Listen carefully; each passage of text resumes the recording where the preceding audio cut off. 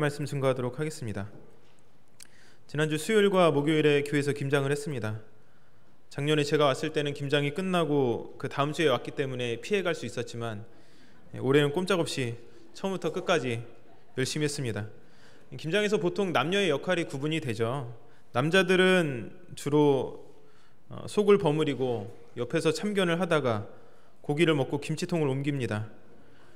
근데 저는 속을 넣는 일도 했습니다. 생각해보니까 제가 혼자 김치를 해먹었던 경험이 큰 도움이 되었던 것 같습니다. 제가 호주에 있을 때 혼자 사는데 어느 날 김치가 너무 먹고 싶었습니다. 그래서 마켓에 가서 배추를 한 포기 사고 한인 슈퍼에 들려서 액젓을 비롯해서 필요한 몇 가지를 구입을 했습니다.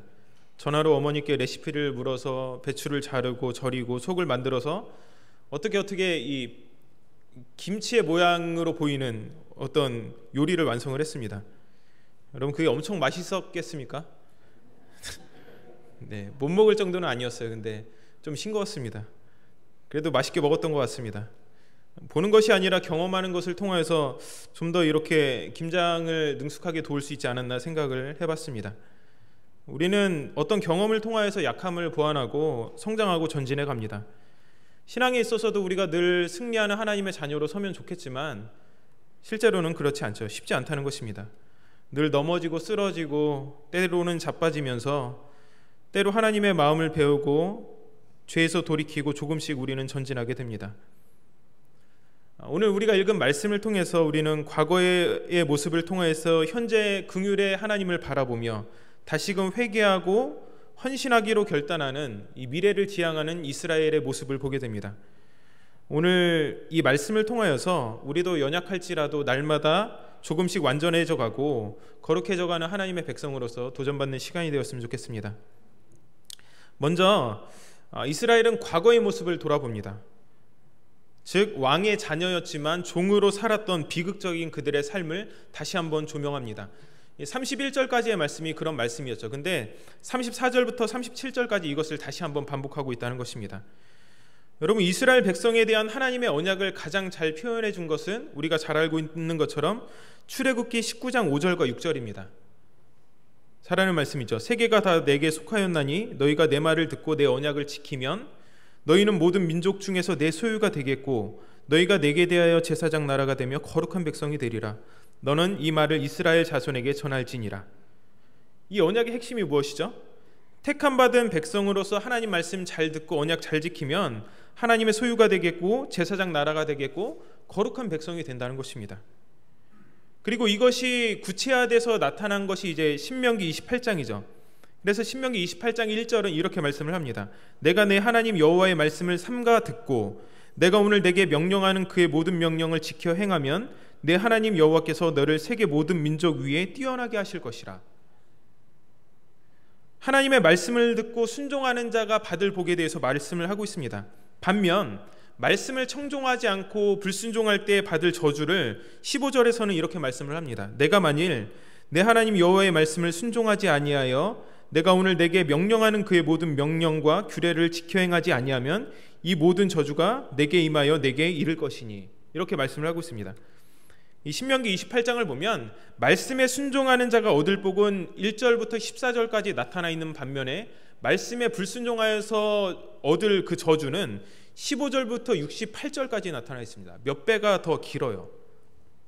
여러분, 이것은 이스라엘을 향한 하나님의 사랑이 적어서가 아니라 약속의 땅에서 그들이 하나님의 자녀로 살아가는 것이 얼마나 치열하고 어려운 일인지를 경계해주는, 경고하는 그런 말씀이라고 할 수 있습니다. 그래서 엄히 경고하고 있는 것이죠. 지금 오늘 말씀을 보면 레위인은 그 언약을 회고하면서 조상들이 저지른 죄를 다시 한번 고백합니다. 34절부터 37절까지의 말씀을 다시 보시면 이 조상들의 죄를 쭉 나열을 하고 있죠. 우리 왕들과 방백들과 제사장들과 조상들이 주의 율법을 지키지 아니하며 주의 명령과 주께서 그들에게 경계하신 말씀을 순종하지 아니하고 그들이 그 나라와 주께서 그들에게 베푸신 큰 복과 자기 앞에 주신 넓고 기름진 땅을 누리면서도 주를 섬기지 아니하며 악행을 그치지 아니하였으므로 우리가 오늘날 종이 되었는데 곧 주께서 우리 조상들에게 주사 그것의 열매를 먹고 그것의 아름다운 소산을 누리게 하신 땅에서 우리가 종이 되었나이다. 우리의 죄로 말미암아 주께서 우리 위에 세우신 이방 왕들이 이 땅에 많은 소산을 얻고 그들이 우리의 몸과 가축을 임의로 관할하오니 우리의 곤란이 심하오며, 이렇게 자신들의 죄악들을 다시 한번 꺼내서 이렇게 하나님 앞에 고백을 하죠. 말씀을 요약하면 하나님이 주신 넓고 기름진 땅에서 열매와 아름다운 소산을 누리고 먹으면서 말씀 지키지 않고 말씀 순종하지 않고 악행을 그치지 않았다는 것입니다. 그래서 그 약속의 땅에서 그 결과로 말미암아서 종이 되었다는 거죠. 하나님의 자녀로서 택함을 받고 약속의 땅으로 살아가면서 수많은 좋은 것들을 누리면서도 결국 종이 되어버린 것입니다. 정말 큰 비극입니다. 하나님 나라의 백성으로서 그분의 자녀로 살아가면서 삶이 엉망이었던 거죠. 나라를 구성하는 세 요소, 국민, 영토, 주권이죠. 구약에서 하나님 나라의 국민은 이스라엘이고 영토는 가나안 땅입니다. 그리고 주권은 하나님의 왕권을 뜻합니다. 이것이 신약으로 넘어오면 하나님 나라는 예수 그리스도를 믿는 우리가 하나님 나라의 국민이고, 또 주권은 하나님 앞에 있고, 영토는 영적인 곳으로서 하나님의 통치가 임하는 모든 것을 말하죠. 우리 모두 온 우주의 창조자가 되시고 주인이 되시는 하나님의 통치 아래, 그분의 거룩한 통치 아래 살아가는 그분의 백성들입니다. 우리의 삶 가운데 하나님의 통치가 임하는 곳, 곧 하나님 나라이죠. 그런데 여러분, 우리가 그렇게 살아가지만, 하나님의 통치 아래 살아가지만 이스라엘 백성들이 그랬던 것처럼 혹시 왕의 자녀로서 세상의 종으로 우리가 살아가고 있지는 않는지 한번 생각해 봐야 되는 것입니다. 요코이 쇼이치라고 하는 그 일본 사람이 있었습니다. 이 사람은 2차 세계대전에 참전했던 사람인데, 괌에서 이 사람이 병사로서 근무를 했습니다. 근데 일본이 전쟁에서 불리하게 되자 이 사람이 먼 정글로, 깊숙한 정글로 들어갔습니다. 전쟁이 끝이 났죠. 1945년에 전쟁이 종식이 되었는데 이 사람은 그 사실을 알지 못하고 28년간 그 정글에서 살게 돼요. 그래서 1972년에 강으로 먹을 것을 잡으러 나왔다가 새우잡이 어부들에게 발견이 되어서 이 사람의 존재가 알려지게 됩니다. 이 사람은 두려웠던 거예요. 이 전쟁이 아직 끝나지 않았다는 그런 생각과 함께 깊은 그 정글에서 그 긴 세월을, 30년 가까운 세월을 보냈던 것입니다. 이미 다 모든 것이 끝이 났는데, 항복하고 투항하고 이제 본국으로 송환되면 되는데 그것을 보지 못하고 두려움에 28년간 이 사람이 살았다는 것입니다. 전쟁이 끝났음에도 불구하고 여전히 동굴 속에서 비참하고 비인간적인 삶을 살았다는 것입니다. 개구리 잡아먹고 망고 따먹고 이러면서 살았다는 것이죠. 여러분, 하나님의 자녀로서 우리도 죄로부터 자유함을 얻고도 아직 죄 아래 살아가는 사람처럼 그렇게 살지는 않는지 한번 생각을 해봐야 합니다. 이 요코이 쇼이치가 그랬던 것처럼 우리도 하나님의 백성이지만, 이미 우리의 정체성은 그렇게 정해졌지만 여전히 우리가 구원받지 못한 사람들처럼 죄의 종으로 살아가고 있지 않는지 한번 생각해 봐야 된다는 것입니다. 오늘 우리는 구약의 이스라엘 백성이 누리지 못했던 더 큰 은혜와 하나님의 복을 경험하면서 살아갑니다. 그들은 돌에 새긴 율법을 받았지만 우리는 마음에 새긴 율법을 받았습니다. 그들은 메시아를 고대했지만 보지 못했고 우리는 그 메시아이신 예수님과 믿음으로 연합한 사람들입니다. 여러분, 한 사람 한 사람은 그렇게 하나님의 귀한 자녀이며 왕의 자녀라고 할 수 있습니다. 이 시간 옆에 분을 보면서 이렇게 한번 고백했으면 좋겠습니다. 당신은 존귀한 하나님의 자녀입니다.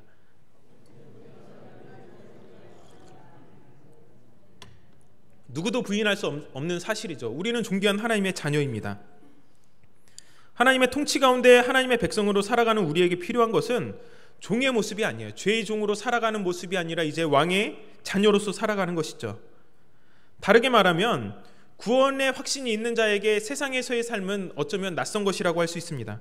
왜냐하면 세상의 기준, 질서, 판단은 우상을 강요하고 물질 만능주의를 따르라고 하고 타락한 문화에 동조하라고 우리에게 요구하기 때문입니다.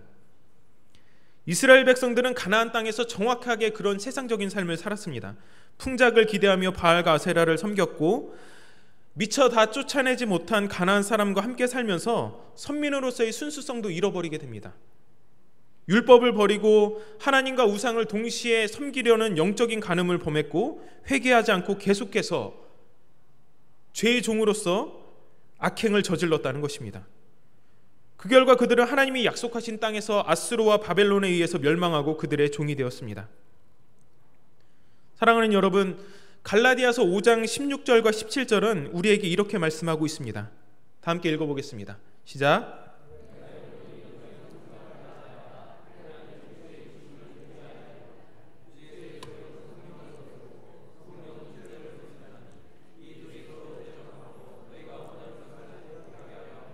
아멘. 분명히 말씀하고 있습니다. 육체의 소욕과 성령은 함께할 수 없습니다. 우리가 이 하나님의 자녀로 살면서 적당히 세상과 타협하는 삶은 성령에 속한 삶이 아니에요. 왜냐하면 이 둘이 양립할 수 없기 때문에 그렇습니다. 그것은 마치 우상을 섬기면서도 하나님을 같이 예배하려고 했던 이 영적인 간음을 범했던 이스라엘과 다르지 않은 모습이라고 할 수 있습니다. 신앙에 있어서 중립지대는 없습니다. 우리가 왕의 자녀라면 왕의 자녀답게 살아야 합니다. 왜냐하면 이것이 우리의 정체성이기 때문입니다. 두 번째로 오늘 말씀 가운데서 32절과 33절에는 환난 중에 구하는 하나님의 자비를 현재적으로 표현을 하고 있습니다. 우리 다 함께 32절과 33절을 읽어보겠습니다. 시작.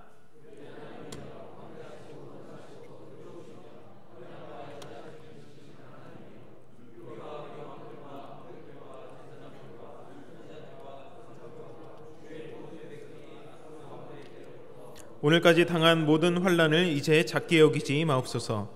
그러나 우리가 당한 모든 일에 주는 공의로우시니 우리는 악을 행하였사오나 주께서는 진실하게 행하였음이니이다. 아멘. 이 32절의 첫 부분에 우리말 성경에 생략된 부분이 있는데 베아타라고 하는 이 히브리어 원문이 생략이 되었습니다. 그리고 이제라는 말입니다. 지금 31절까지 이 레위인은 계속해서 간구를 하면서 과거의 조상들이 지었던 죄를 계속해서 설명을 하고 있는데 이제 32절부터는 그리고 이제 이것을 이제 현재로 가져오고 있습니다. 과거의 회고에서 현재의 문제로 주제를 전환하고 있는 거죠. 그래서 아수르 왕들과 같은 이방 세력으로부터 우리를 이제 건져내 주십시오라고 하는 현재의 간구를 하나님 앞에 드리시고 있는 것입니다. 왕의 자녀였지만 종으로 살았던 비극적인 조상의 모습이 이스라엘과 남유다를 멸망시켰고 이방 땅의 종으로 살게 했습니다. 그래서 과거에 대한 회고를 보면 이것을 우리 조상들 혹은 그들의 죄로 언급을 합니다. 근데 이제 32절과 33절을 보면 조상들과 자신들을 동일시하고 있습니다. 그래서 우리라고 표현을 하죠. 우리의 죄악 때문이라고 고백을 합니다. 그래서 과거나 현재나 동일하신 우리 하나님께서 과거에 그랬던 것처럼 지금도 진실과 공의로 우리에게 행하신 결과, 그것이 바로 우리가 겪고 있는 모든 환난이라고 고백을 하고 있는 것이죠. 에스라 9장을 보면 에스라도 이것과 비슷한 말을 하고 있습니다. 조상들의 죄와 귀한 공동체의 지도자들의 죄를 바로 우리의 허물이라고 그는 표현을 하고 있습니다. 그래서 에스라 9장 13절부터 15절을 보면 하나님의 의로우심으로 자신들을 심판하셨지만 자기들을 남겨두셨다고 고백을 하고 있어요. 에스라가 볼 때 하나님의 의로우심이라고 하는 것은 죄에 대해서 합당하게 심판을 집행하는 것과 동시에 언약에 충실하셔서 긍휼을 베푸시고 그 백성을 멸망 가운데서도 생존하도록 남겨두신 것을 의미합니다. 그러니까는 하나님의 의로우심, 공의라고 하는 것은 이 양면성이 있다는 거죠. 긍휼과 심판이라는 양면성이 있다는 것입니다. 이 차딕이라고 이야기를 하는데 여기에는 긍휼과 심판의 양면성이 있다는 거죠. 그러므로 오늘 이 32절과 33절의 고백은 하나님의 심판을 당연한 것으로 여기면서도 하나님의 긍휼을 구하는 것이라고 할 수 있습니다. 지금 레위인들은 자신들이 죄에 대한 대가를 충분히 치렀음을 주장하는 것도 아니고 자신들을 그렇게 고통스럽게 한 하나님을 원망하지도 않습니다. 다만 자신들이 당한 환난을 보시고 이제 자기들에게 자비를 베풀어 달라고 하나님 앞에 호소하고 있는 것입니다. 33절의 말씀처럼 그들이 환난을 당하는 원인은 자신들의 악행 때문이고 하나님께서는 그것을 공의롭게 처리했을 뿐입니다. 다만 자신들의 겪은 환난을 부인하지 않으면서도 하나님의 긍휼을 구하는 거죠. 그것을 철저하게 인정하는 것입니다. 그래서 우리 하나님, 주의 모든 백성이 오늘까지 당한 모든 환난을 이제 작게 여기지 마옵소서라고 간구하는 것입니다. 이를 통해서 우리가 배우는 교훈은, 물론 우리는 여기서 하나님의 공의로우심을 배우게 됩니다. 그런데 이 공의에는 심판뿐만이 아니라 긍휼과 사랑도 포함되어 있다는 사실을 우리는 배우게 됩니다. 이것이 가장 잘 나타나는 것이 예수님의 십자가죠. 예수님의 십자가, 죄를 미워하시는 하나님의 심판이 거기에 드러나 있고, 또 죄인을 구원하시기 위한 하나님의 사랑이 거기에 나타나 있습니다. 그래서 로마서 5장 8절에 이렇게 말씀합니다. 우리가 아직 죄인 되었을 때에 그리스도께서 우리를 위하여 죽으심으로 하나님께서 우리에 대한 자기의 사랑을 확증하셨느니라.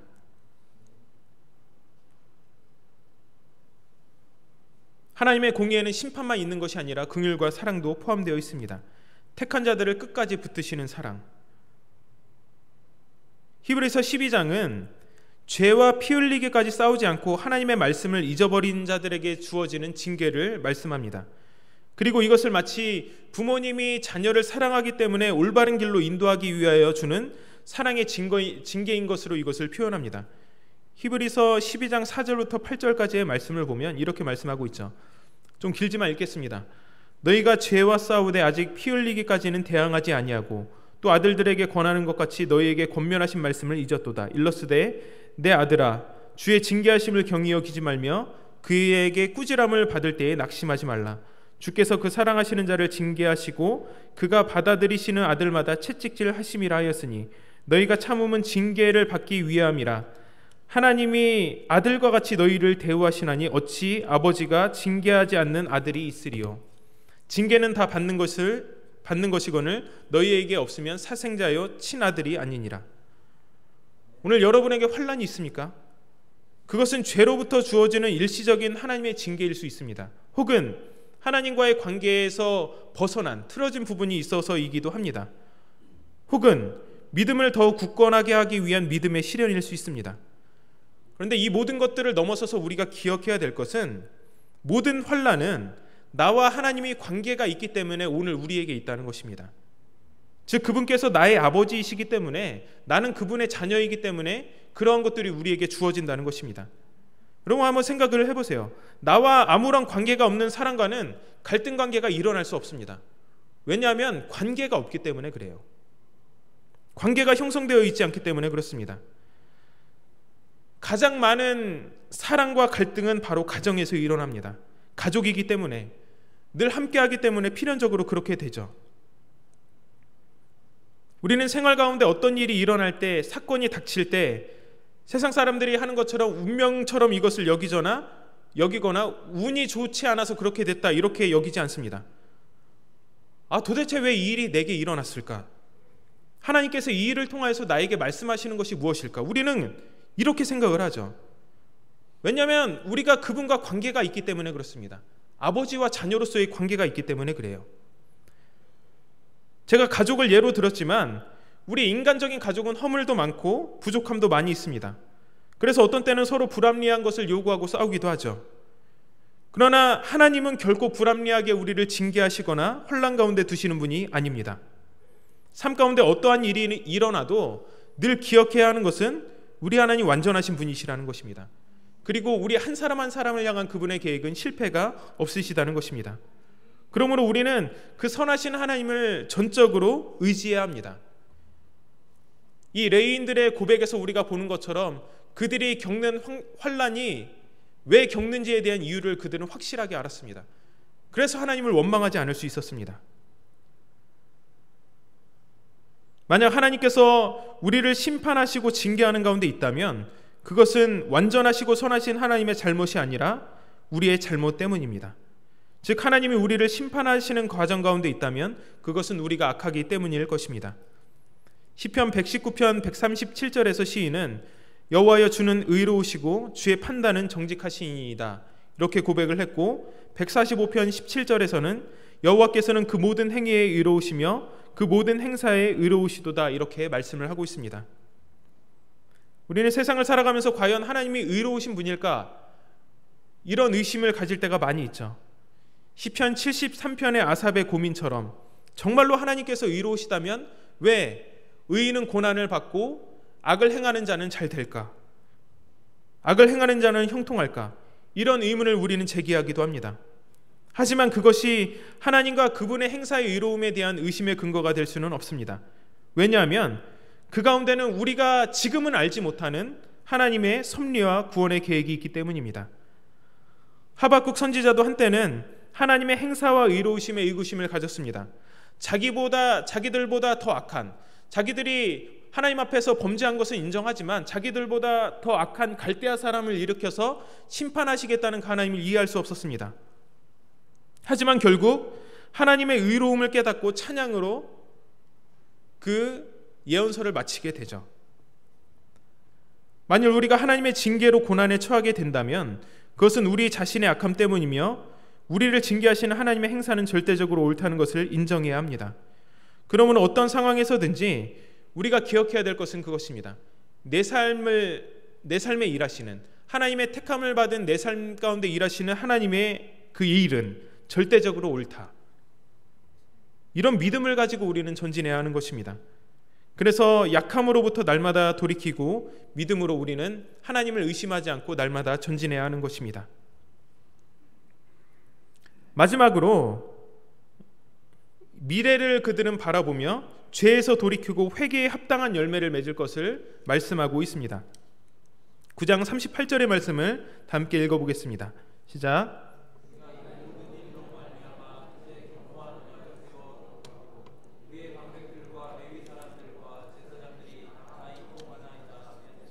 아멘.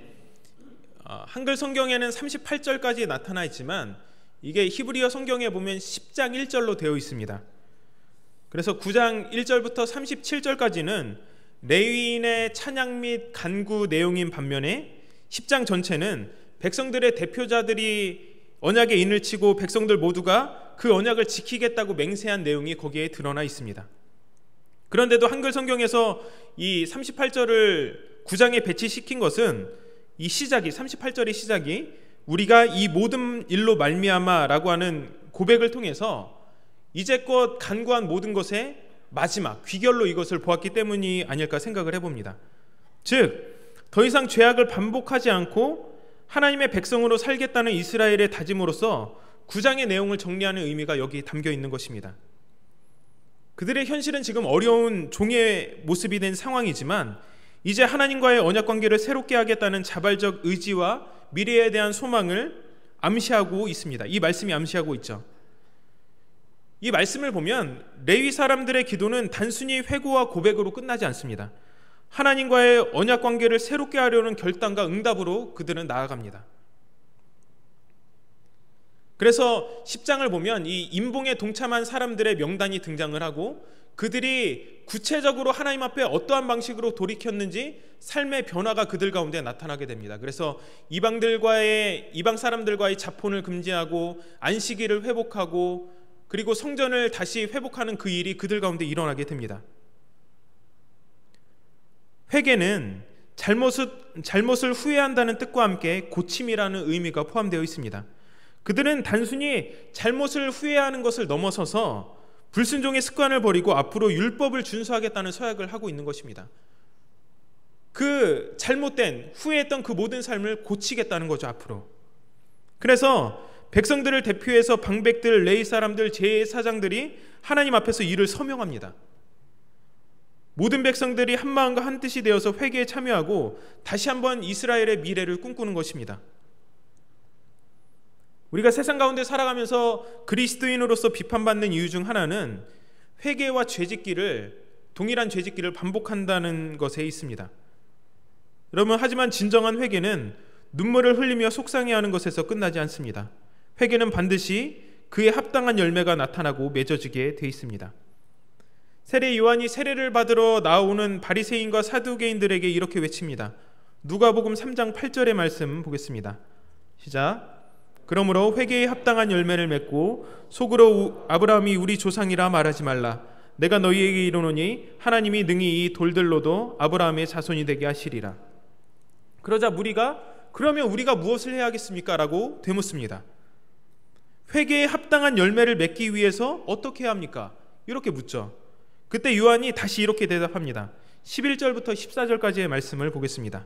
대답하여 이르되 옷 2벌 있는 자는 옷 없는 자에게 나눠줄 것이요 먹을 것이 있는 자도 그렇게 할 것이니라 하고, 세리들도 세례를 받고자 하여 와서 이르되 선생이여 우리는 무엇을 하리이까 하며 이르되 부과된 것 외에는 거두지 말라 하고, 군인들도 물어 이르되 우리는 무엇을 하리이까 하며 이르되 사람에게서 강탈하지 말며 거짓으로 고발하지 말고 받는 급료를 족한 줄로 알라 하니라.